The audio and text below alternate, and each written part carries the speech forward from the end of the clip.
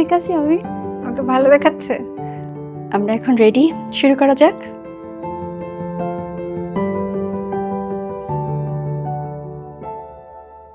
দশ বছরের টানা কেরিয়ারের পর যখন ব্রেক নিলাম, ভাবিনি ফেরা পথটা এতটা কঠিন হবে। ক্যারিয়ার ব্রেকের আগে আমি একটা আন্তর্জাতিক প্রতিষ্ঠানের টেকনিক্যাল কোঅর্ডিনেটর হিসেবে আরবান হেলথ নিয়ে কাজ করতাম। আমি কাজ করতাম ডেভেলপমেন্ট কমিউনিকেশনস নিয়ে, প্রপোজাল রাইটিং, ডোনার এঙ্গেজমেন্ট, এসব ছিল আমার প্রতিদিনের কাজ। কিন্তু জীবন সবসময় আমাদের প্ল্যান মতো চলে না। আমার দ্বিতীয় সন্তান যখন প্রিম্যাচিউর অবস্থায় জন্ম নিল এবং প্রায় অসুস্থ হয়ে পড়তো, তখন আমি বুঝলাম এখন আমার ক্যারিয়ারের চেয়ে পরিবারে আমাকে বেশি প্রয়োজন। আমার ব্রেকটা আসলে হঠাৎ নেওয়া কোনো সিদ্ধান্ত ছিল না, এটা ছিল অফিসের একটা নিয়ম। ইউএন সিস্টেম অনুযায়ী আমাকে 6 মাসের একটা ম্যান্ডেটরি ব্রেক নিতে হয়েছিল।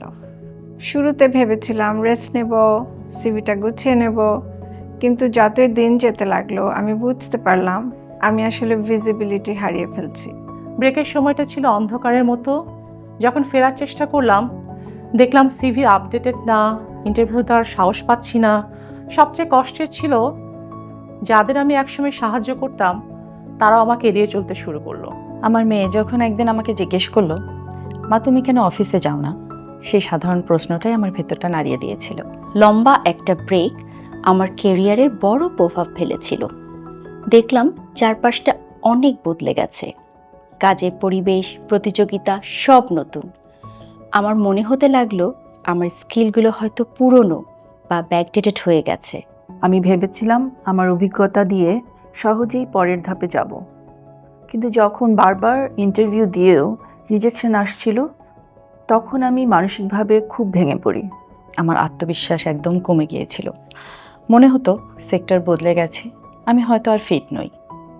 ইন্টারভিউতে গেলে ক্যারিয়ার গ্যাপের কারণে অনেক প্রশ্ন করা হতো, রিজেক্ট করা হতো।